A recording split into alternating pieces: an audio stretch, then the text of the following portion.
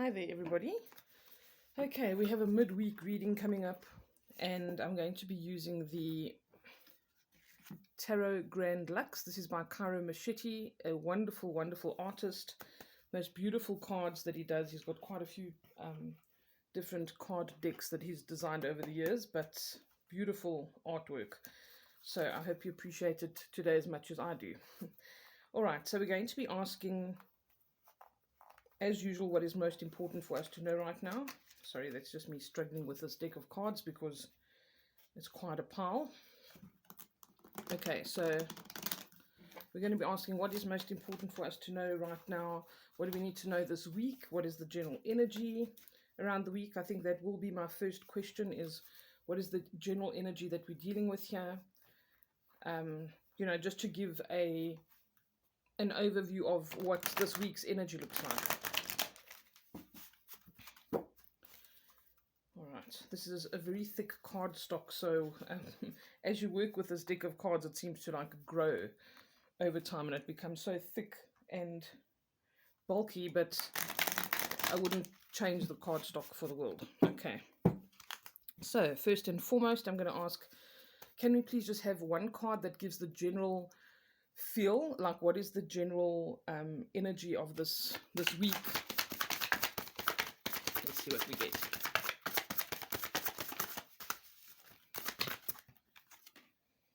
And I had to drop it, of course, but it is the one.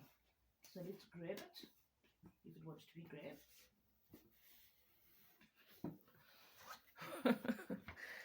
grabbed. Doing well today. Okay, what have we got? The Four of Cups.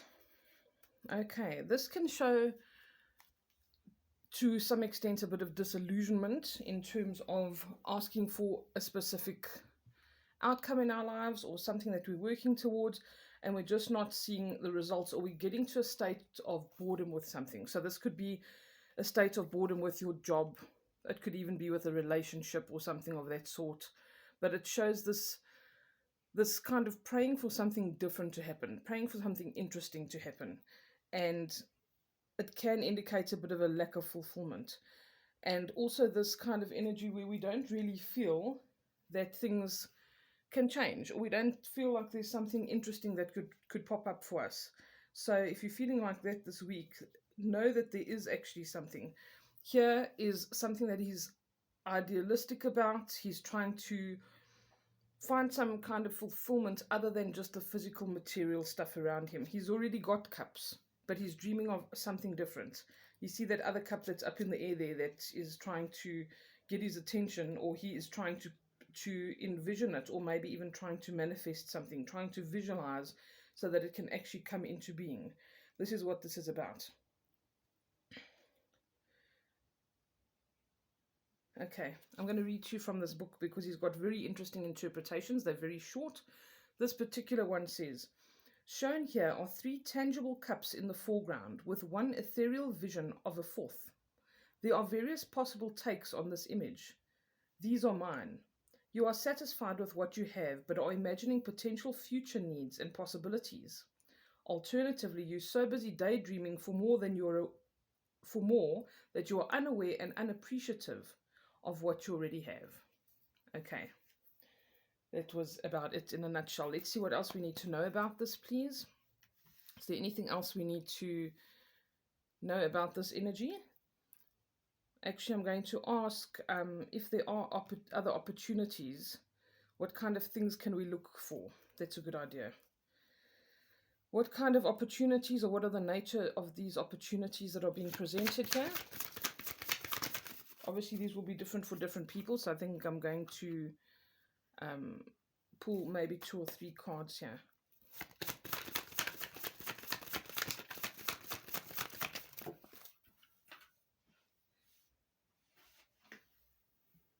Stand it to me again and drop down there. Okay, this is about very I think it's a bit of both. This is what this is trying to tell me. Like it was mentioning, that feeling of not feeling appreciative. And then I think there are other aspects as well where you could be working towards something, because both of these cards, this is like a case of you win some, you lose some. Okay, you have victory in certain areas of your life, but not in others. So it's almost as if those kind of energies are being reiterated, where this guy, he's victorious, but he's also taken a bit more than he needs to. He doesn't have to collect all the swords of all the guys that he's kind of cut down, you know, and he also doesn't have to cut everybody down. It's almost like being in a stage of victory, but you haven't got enough. So if you were literally in a battle situation like this, maybe being a bit bloodthirsty and killing a few more people than you have to just because you're in the zone, so to speak, and then taking all these swords, it's like taking more than you should be taking. And it's about trying to review where you're at in terms of what you want. Are you being a little bit greedy or a little bit neglectful of somebody else's needs? We need to review these kinds of things. And how far are you willing to go to get something? This is also what this asks us.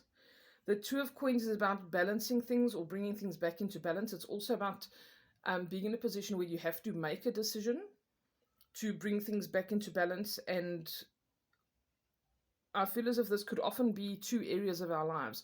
So, for instance, if you are really battling to balance work and pleasure or work and play, that could be a problem. Or if you're trying to balance a new relationship and one that you're coming out of, or you are very busy with work, so you're battling to get a new relationship off the ground, this is the energy saying we need to bring this back into balance, and it necessitates a decision.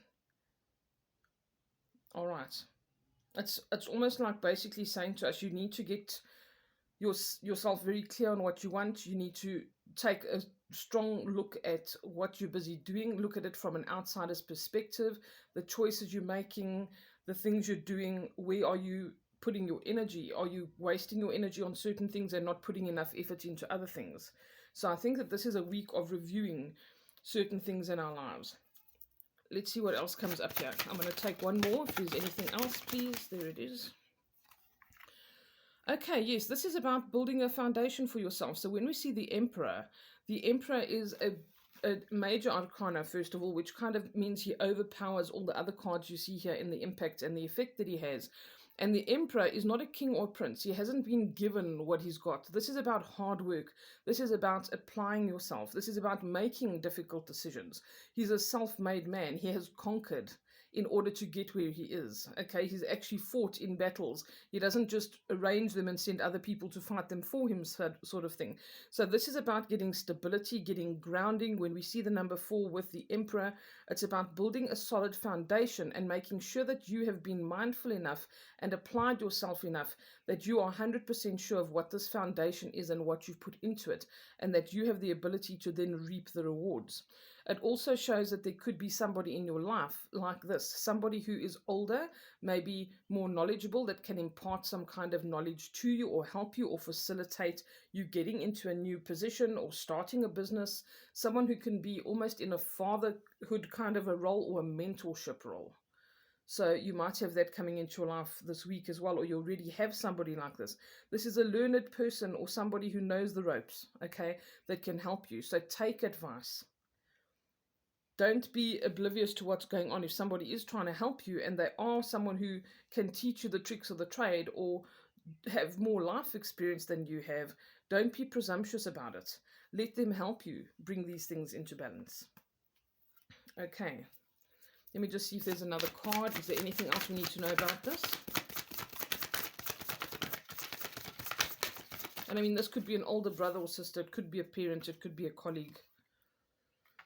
Okay, last card we've got is the Judgment card. The Judgment card is about resurrection. Okay, so if I feel like this is showing the potential for what the outcome could be. And the Judgment card is following something that is true to your heart, following what you feel could be your destiny, so to speak, and getting you on the right track. Because here I feel this energy is like being a little bit lost, and then this other energy comes in. Either you need to embody the energy of the Emperor, or you need to allow somebody who is presenting themselves as the Emperor, or it might even be an institution. It might be somewhere that you want to study something or do something, and you've been deliberating about it. All right, make a decision from a very emotionally mature place in terms of what's going to benefit you, what is benefiting you and what isn't, what is coming from the ego, all of these kinds of things, and reviewing them will help you to clear things. It will help you to get things done. And if you've been feeling like you're confused or in a slump or dissatisfied, at least I nearly said unsatisfied, sorry, this can pull you out of it. The resurrection here in this judgment card is so important. It's a beautiful card. It's about things being restored back to their proper balance, their proper order. It's about you hearkening to the call of destiny, all right? And it's very much having the energy of spirit being there to play a part in the whole situation so that it can bring this about. I'd like to actually see what Kara Machete says about the judgment card. Come on. Let me just try and focus her for you, because it's a very beautiful card.